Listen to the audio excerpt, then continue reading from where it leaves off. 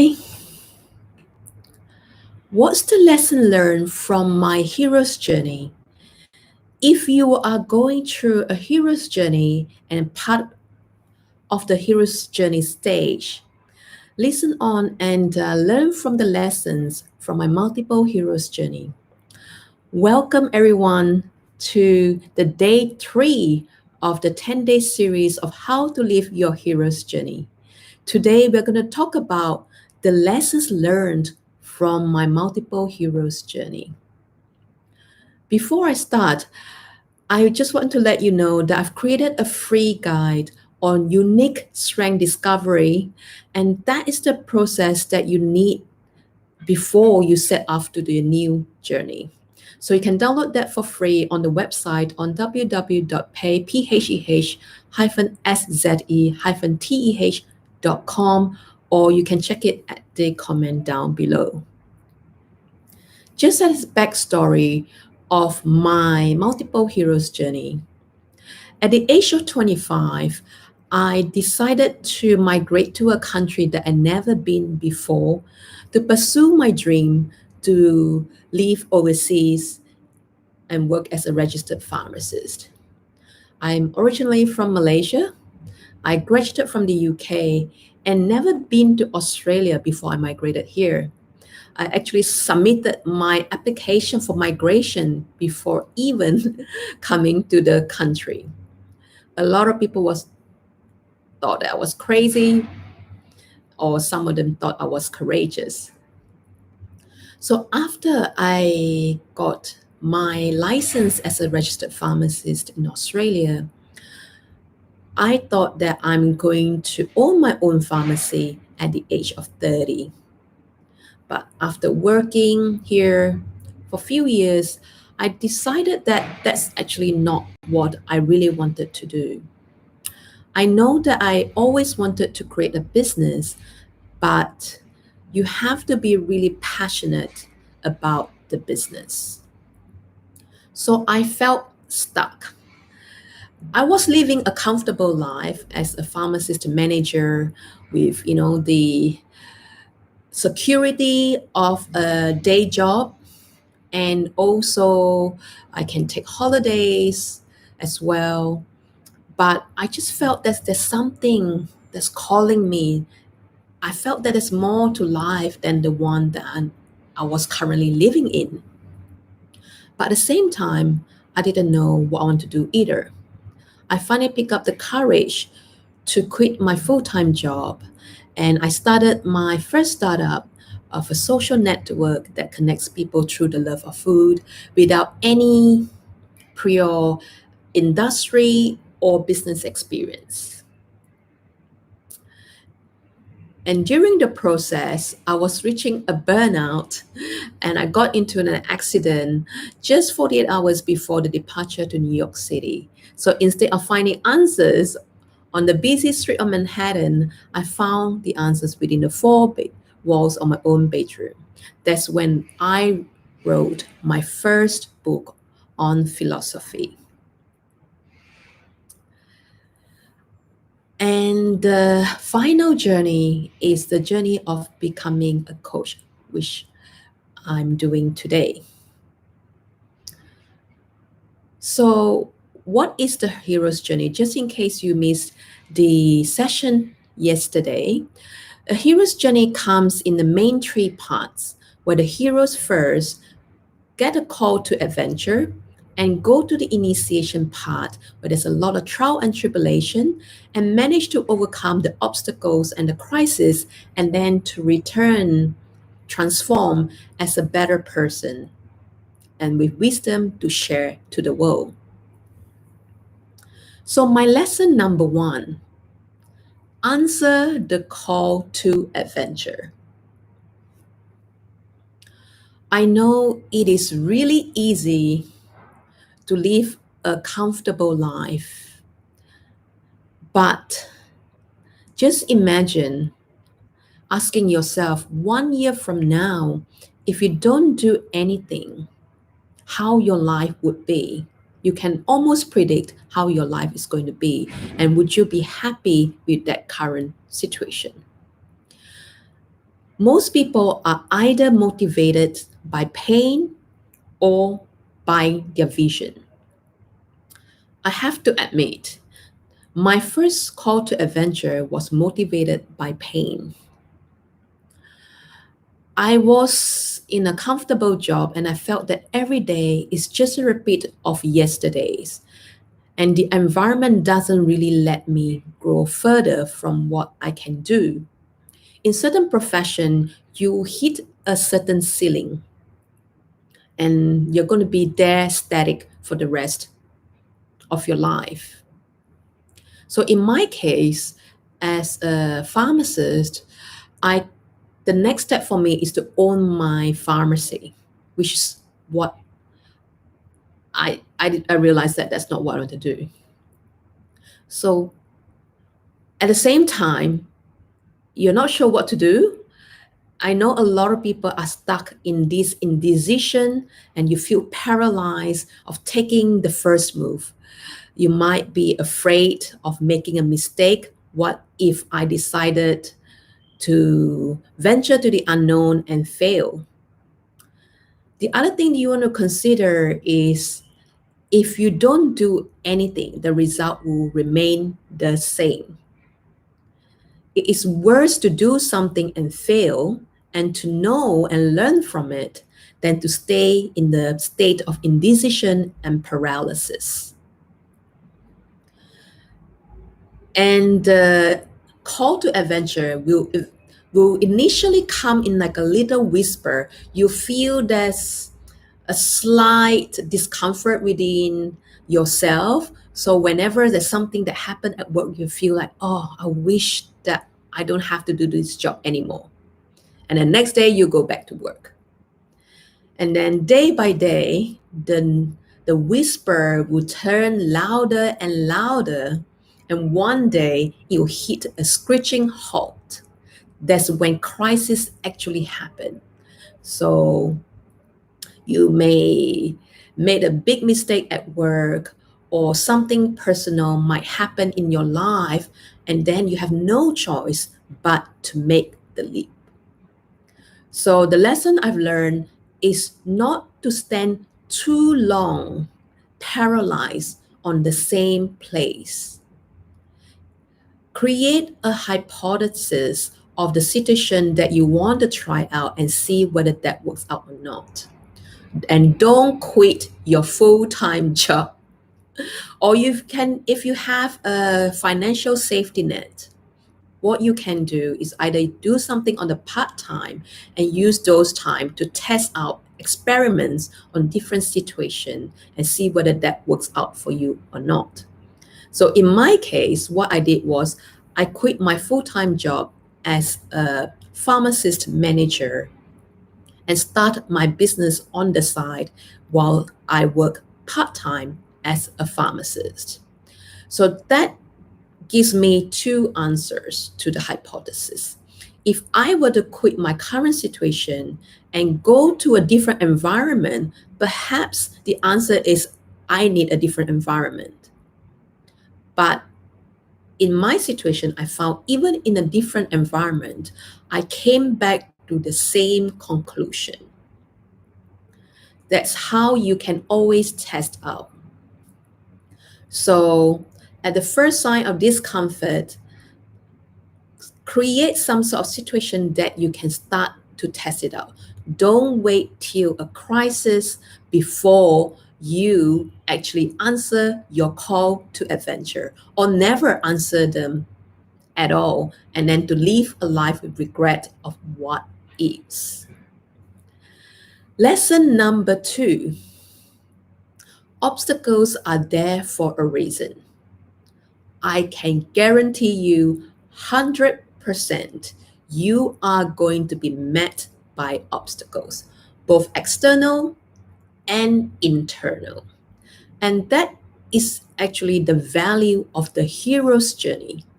When you are in a comfortable position, there's nothing to test you out. The only way you can test what you're really capable of are the moments when you have to go beyond where you were, or you have to transform to become a different person to meet the new challenge. So the external environment, it could be your financial situation, it could be your family situation, personal situation, your work situation. A lot of these are not within your control. And then you would meet with internal problems, which what I call the demons or the monsters that you need to slay. I find that these obstacles are actually the one hardest to overcome. When I migrated here to Australia, I need to do a pre-registrant traineeship before I can gain my license. I remember calling at least 50 different pharmacies before I can even get a position. You'll be met with a lot of rejections along the way. A lot of people are going to say no to you. But remember, you can always persist. In my second challenge, becoming a startup founder, I was ridden with a lot of self doubt. Just remember, this is something that is totally unknown, and this is actually the real challenge where I have to path my own way, I have to make my own rules. I have no experiences. But what I found is you, that you have a lot of self-limiting belief of what you can or can't do. You may think that you need certain qualification before you actually start your business idea, for example, or you need some sort of external validation before you can write your first book. This is all not true. Just imagine I'm a pharmacist. I've got no experience in event management or even in the industry, in the hospitality industry. I've managed to create something from scratch and branded myself as the foodie or the food expert and even appear on a newspaper. And some of my events were featured on the newspaper as well. All you need to do is to open the first door. It is the fear of rejection that would stop us from asking questions because the worst answer that you can get is no. So there's 50-50 chance. I remember hearing this either a podcast or watching a video. I believe it's from Seth Godin. And in his business class, I might be wrong, but what I've got from the lesson is that all they need to do to pass that lesson is to call somebody, do a cold calling, and try to sell something. So all they need to do is to pick up the phone and make the call. You would think that that's such an easy way to pass that assignment, right? All you need to do is to pick up your phone and talk, basically. And guess what? More than 50% of the class did not even make the first call. So, this is what I mean by fear of rejection. So, just do it. The worst people can say is no, learn from it, and then go to the next person. And it is a practice, and practice makes perfect. So along the way, I was met with a lot of rejections, but I built up the confidence because I kept the words and the commitment to myself to try something new. And this kind of confidence cannot be bought in any other way. You don't even need to have any belief system about yourself. When you take action and manage to overcome them or keep to your words and commitment, you will naturally gain the confidence. And your confidence will bring you to do more, and you gain more and more confidence as you go. So the obstacles are there for a reason. So embrace them, anticipate them, and know what the strategies that you can take to overcome them. Because this is my, I would say, fourth or third hero's journey. I know to expect what kind of monster will come up or I need to face along this journey. For example, perfectionism, procrastination are my main dragons. So I know that this is going to happen. So I form some sort of process to get me through when I'm facing such obstacles again. That brings us to lesson number 3. In all my hero's journey, I've always thought that the main reward was achieving the goals. For example, coming here on my own and start a new life and got my license as a pharmacist, finishing my first book, creating my first business, the metaphor of reaching the mountaintop and you thought that was the real reward. But lo and behold, what I've discovered, the real reward of going through my hero's journey is the person I have to become in order to achieve those dreams. So my first dream of become registered pharmacist here, I've discovered that I'm more resilient, I'm more courageous and resourceful than I thought I was.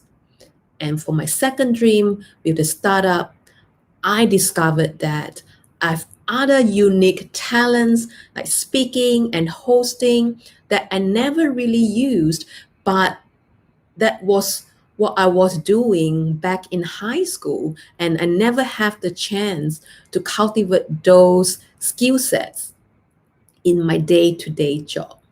You discover a lot about yourself and the reward of doing something and commit to a process and achieving them is so fulfilling.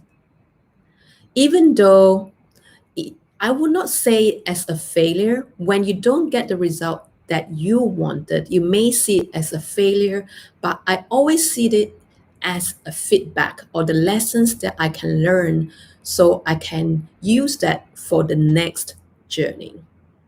The only goal at the end of life is death. Until then, your life is going to go in circles. So instead of thinking your life in a linear sense, think it as a circle and you go through multiple circles along the journey of life.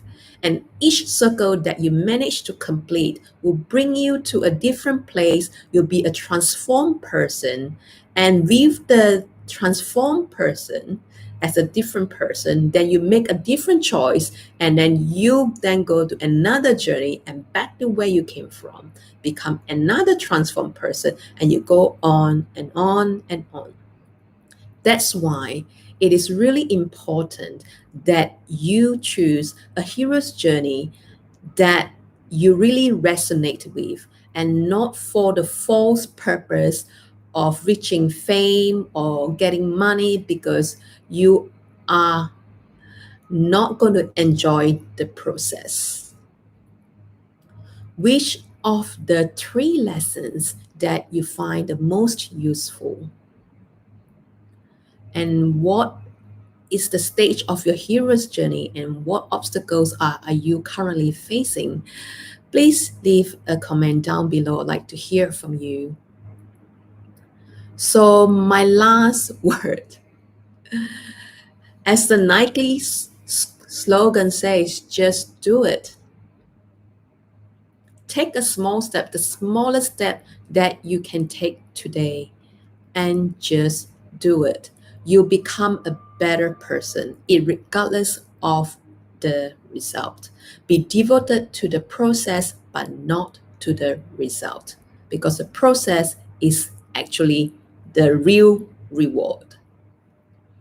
Tomorrow, we are going to talk about the 3 key elements to fulfill to fulfill your full potential. Just as a reminder, before we go to the Q&A session, you can download your free unique discovery, strength discovery guide here on the link that I put down below in the comment. So do you have any questions for me for those listening in? If you watch this on a replay, you can always post your questions or comment below and I'll answer to you as soon as possible. I'll be here for the next few minutes if you have something to ask me.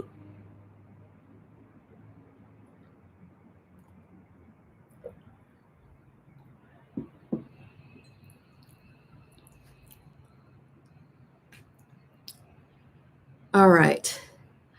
I will see you tomorrow on day 4 of the 10-day series of how to live your hero's journey. And we're going to talk about the 3 key elements to live to your full potential. Until then, live a life worth writing about. I'll see you tomorrow.